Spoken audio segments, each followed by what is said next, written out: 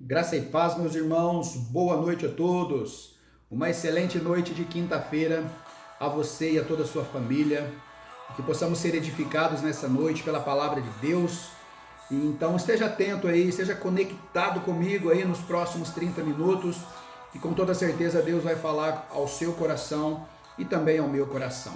Enquanto isso, quando essa canção está sendo tocada, compartilhe essa live, vamos convidar mais pessoas a estarem aqui conectados conosco. É uma palavra que eu quero compartilhar nessa noite, é uma palavra de fé, uma palavra de encorajamento e com toda certeza vai abençoar a sua vida em nome de Jesus.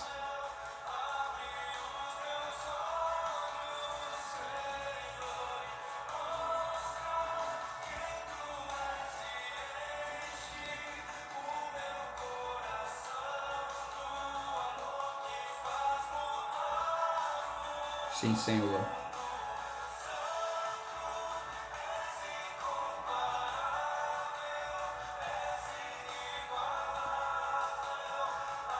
Sim, Pai, Tu és inigualável, Senhor.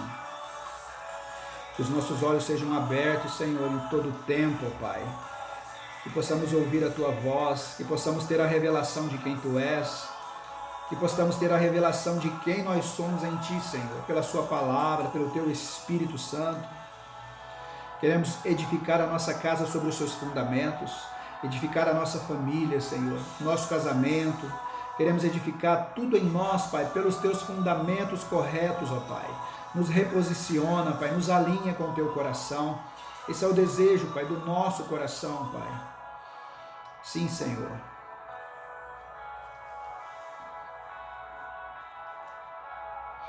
Sim, Pai.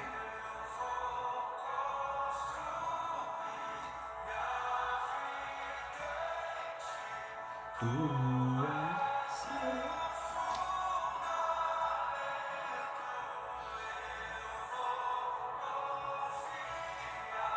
só.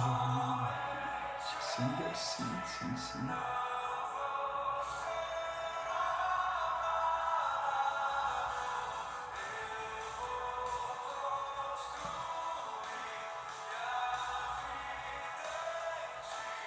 Tu és, Pai, Tu és o meu fundamento, Senhor.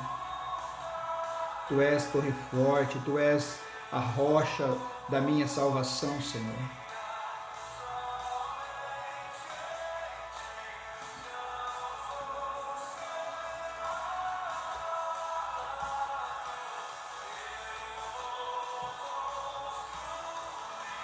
Minha vida em Ti, Tu és meu fundamento,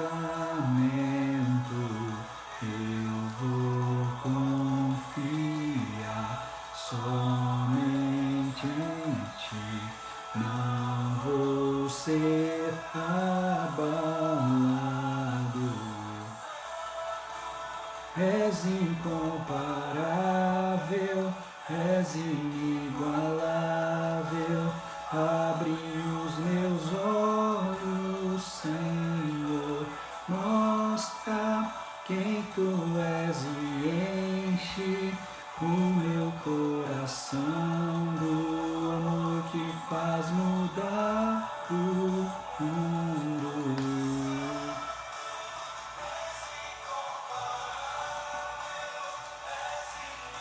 Inigualável, incomparável Deus, Deus de justiça, Deus de poder, Deus de graça e misericórdia, Deus de amor.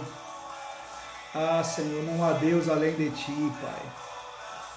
Tu és soberano sobre tudo e sobre todos, ó Pai. O Teu nome está acima de todo nome, Pai. Aleluia.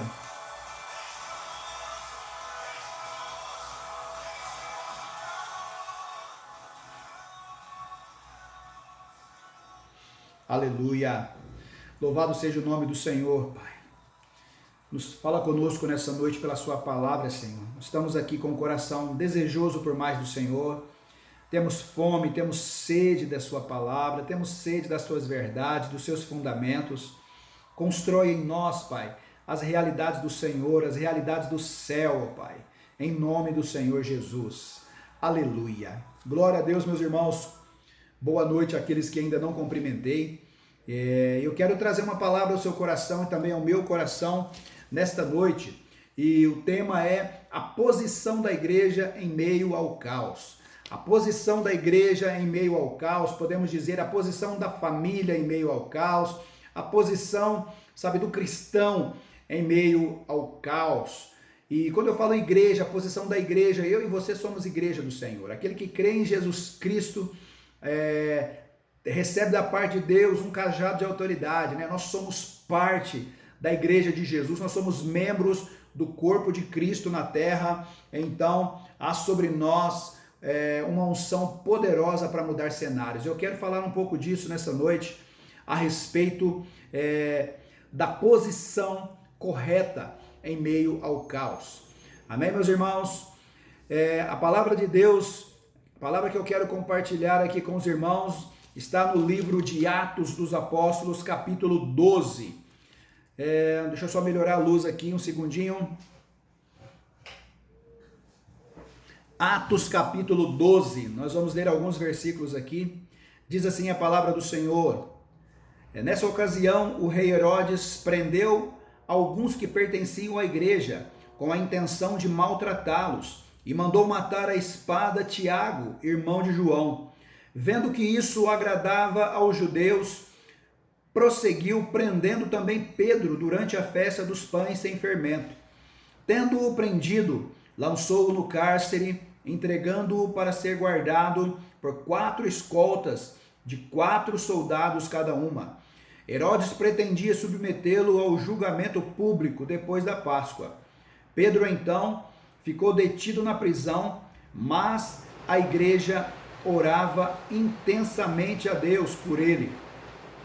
Na noite anterior ao dia em que Herodes iria submetê-lo a julgamento, Pedro estava dormindo entre 2 soldados, preso com 2 algemas, e sentinelas montavam guarda à entrada do cárcere. Repentinamente apareceu um anjo do Senhor e uma luz brilhou na cela. Ele tocou no lado de Pedro e acordou. Depressa, levante-se, disse ele. Então as algemas caíram dos punhos de Pedro e o anjo lhe disse: vista-se e calce as sandálias. E Pedro assim fez. Disse-lhe ainda o anjo: ponha a capa e siga-me. E saindo Pedro o seguiu, não sabendo que era real o que fazia por meio do anjo. Tudo lhe parecia uma visão. Passaram a primeira e a segunda guarda e chegaram ao portão de ferro que dava para a cidade. Este se abriu por si mesmo para eles e passaram. Tendo saído, caminhavam ao longo de uma rua e de repente o anjo o deixou. Então Pedro caiu em si e disse: agora sei, sem nenhuma dúvida, que o Senhor enviou o seu anjo e me libertou das mãos de Herodes e tudo que o povo judeu de tudo que o povo judeu esperava. Aleluia. Fala conosco, Senhor, por essa palavra, que os nossos ouvidos sejam abertos e o Senhor possa, Senhor, revelar o teu querer para nós através dessa palavra, em nome do Senhor Jesus. Amém? Nós vemos aqui um momento de perseguição à igreja de Jesus, um momento onde Herodes havia aqui baixado decretos para prender cristãos. Aqui nós lemos aqui que Tiago, o irmão de João, já havia sido morto e Pedro também havia sido preso, e nós vimos ali uma perseguição terrível para a igreja de Jesus, uma afronta do inferno, uma afronta, da religião que estava incomodada com aquilo que Deus estava fazendo através da vida dos apóstolos. Então nós vemos ali a igreja passando por esse tempo, de tanta dificuldade, porém um tempo de muita manifestação de poder, mesmo perseguida, mesmo sendo com todos esses decretos, a igreja não se calava, a igreja continuava a crescer, continuava a multiplicar, continuava a fazer discípulos, e isso com toda certeza trouxe muitos transtornos às trevas. Agora eu quero trazer aqui algumas coisas que esse texto nos mostra, né? Uma posição que como igreja nós devemos estar diante das adversidades, diante das resistências das trevas, diante das más notícias. Qual é a nossa postura? Qual é a nossa postura correta, não é, diante de tudo isso, diante do caos, né? Quando nós olhamos os noticiários, nós só vemos falar de proibições, nós só vemos falar daquilo que nós não podemos, só vemos falar de coisas, sabe, que nos oprimem muitas vezes. Mas eu quero lembrar você, queridos, que a igreja de Jesus não pode parar diante das adversidades. A igreja de Jesus, que é equipada com armas poderosas em Deus para destruir potestades, para anular o engano, anular sofismas e todo o levante das trevas. Então, a igreja não pode parar, porque as nossas armas não são carnais, mas são poderosas em Deus, diz a Bíblia. A igreja de Jesus precisa ser uma igreja ativa, uma igreja viva. Nós precisamos manter a nossa fé firmada naquilo que Deus diz, porque a palavra do Senhor também nos diz que, sabe, Cristo em nós é a esperança de glória. Então, se Cristo em nós é a esperança de glória, aquilo que nós carregamos da parte de Deus pode sim mudar cenários, pode sim mudar circunstâncias, pode sim, sabe, mudar tantas e tantas coisas que estão fora do lugar. Por isso nós precisamos, sabe, pela palavra de Deus, receber de Deus direção, receber de Deus aquilo que nós precisamos. Então nós vimos aqui que era um momento de caos, era um momento de perseguição, os relatórios eram negativos, certamente chegavam ali na casa dos discípulos de Jesus, na casa dos crentes: olha, tal pessoa foi presa, olha, outra pessoa foi presa, olha, aquele homem foi preso, olha, aquela mulher foi presa, olha, Pedro está preso, Tiago foi morto. Notícias ruins chegavam em todo momento, mas a igreja viva não parava pelas más notícias. A igreja viva não se acovardava diante desses cenários. A igreja não guardava, não, sabe, abaixava a sua guarda diante de tudo isso, mas a igreja então ela se posicionava ainda mais. Nós vamos ver aqui, a adversidade era real, as circunstâncias, os relatórios negativos eram uma realidade, mas mesmo assim a igreja não parou. Ela teve uma postura diante da adversidade. Olha aqui o que a igreja fazia aqui. Olha o que a palavra do Senhor nos fala no versículo 5, ali na parte B do versículo 5, né? Diante das adversidades, Tiago morto, Pedro preso, muitos cristãos presos, diz a Bíblia aqui no versículo 5, Pedro então ficou detido na prisão, mas a igreja orava intensamente a Deus por ele. Então aqui a chave, sabe, para abrir portas poderosas nas nossas vidas, na nossa nação, está exatamente aqui. No meio do caos, a igreja orava intensamente. Queridos, a oração tem um poder tão tremendo. A oração com o foco correto, ela tem um poder sobrenatural de mudar cenários. Então, aqui o texto fica muito claro. A igreja, diante da oposição, ela não ficou choramingando, ela não ficou lamentando, ela não ficou murmurando, não, mas ela teve uma postura de fé, ela teve uma postura, sabe, de autoridade. Ela orou, ela foi clamar a Deus, ela foi, sabe, no mundo espiritual liberar aquilo que já era uma verdade, uma realidade no céu. O segredo das nossas conquistas está exatamente aqui. Muitas pessoas, no meio da adversidade, para de orar, no meio da adversidade, para de clamar a Deus, para de buscar a face do Senhor, param de buscar a palavra de Deus por causa das dificuldades, quando na verdade as dificuldades, elas precisam nos projetar para algo maior, precisam nos projetar para uma busca mais intensa, para uma oração mais intensa, crendo que Deus já liberou milagres. Então assim foi a postura dessa igreja. A igreja viva, ela se move por pilares, né? Ela se move pela adoração, ela se move pela intercessão e ela se move pela proclamação. Aqueles que estavam presos eram proclamadores da palavra de Deus. Mas, queridos, o êxito da proclamação também está ligado, sabe, ao trabalho de retaguarda. A igreja orava incessantemente, intensamente. Haviam homens no campo pregando, mas havia uma igreja orando, intercedendo lá na sua retaguarda ali.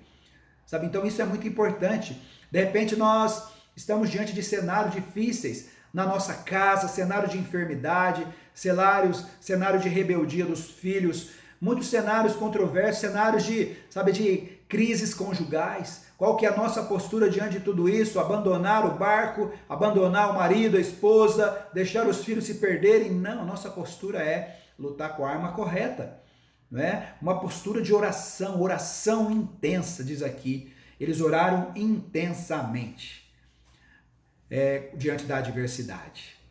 Porque nós sabemos que Deus está no controle de tudo.